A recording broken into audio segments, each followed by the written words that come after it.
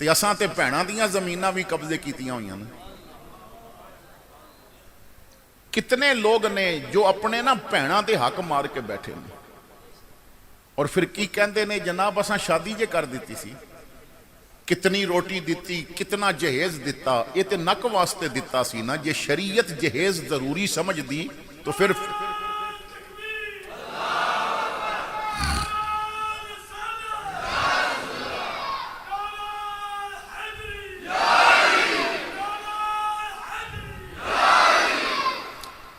बजुर्ग कदी 5 मरले का प्लाट भी छड़ के गए ने ना, जदों मरनगे तो भैन नूं हक देना ही पवेगा।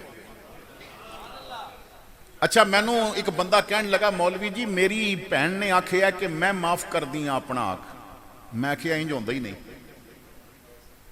उन्हों दे, उहदे नां लगे, वो कब्जा कर लवे, उस तो बाद देवे ते वखरी गल है।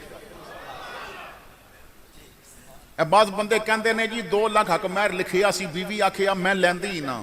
भाई इंज नहीं माफ होंदा, पहले उन्होंने उहदे कब्जे च देना पैंदा, पहले उहदे हवाले करना पैंदा है, वो उसकी मलकीयत विच आ जाए तो फिर आखे मैं वापस देनी हाँ, तो वखरी गल है। अच्छा बखर बार वाले हो, तुसां ना लखां भैणां वेखियां होणगियां, सुनियां होणगियां, जिन्हां जमीन विचों हक नहीं लिया कि मैं पिछे हटदी हाँ, मैं नहीं लैना, मेरे वीर नूं दे दिओ। मैनूं कोई ये जिहा वीर दिखा सकदे हो जिन्हें आखिया होवे मैं नहीं लैना, मेरी भैन नूं दे दिओ?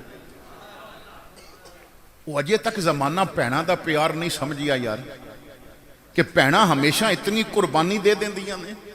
और मेरे कोल जुमे ते काफ़ी अरसा पहले किसी खातून ने अपने बच्चे दे हाथ एक कागज़ ते सवाल लिख के भेजिया कि अब्बा जी बीमार ने, मैनू उन्होंने बुलाया है और बुला के आखिया पुत्र जमीन विच जेड़ा तेरा हक बनता ना, वो तू भाइयां वास्ते ना लै, माफ कर दे, पिछे हट जा। मैं कहा जी मेरे बच्चे भी ने, खामद भी है, मशवरा करके दसांगी। तो मैं घर आके मशवरा किया है, तो खामद कहता नहीं असां ते हक लैना है, तो बच्चे भी कहते ने लैना है।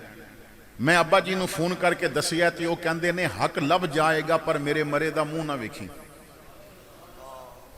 अगर तू हक लैना है ना तो फिर मेरे मरे का मूँह ना वेखी। मौलवी जी हुण मसला ये दसो, एक पासे अब्बा कहता जे लैना है हक तो मरे का मूँह ना वेखी, तो दूजे पासे खामद दे ते बच्चे ने वो कहते ने हक लैना है, तो मैनू दसो मैं की करा? तो मैं उसी कागज़ के पिछले पासे लिख दिता, हक लै लै, मूँह वेखना जरूरी भी कोनी। एक जुमला बड़ा सख्त है पर हजम करने की कोशिश करियो, जेड़ा धी भैन का हक मारे ना, उस बेगैरत का मूँह किसी को वेखना ही नहीं चाहिए।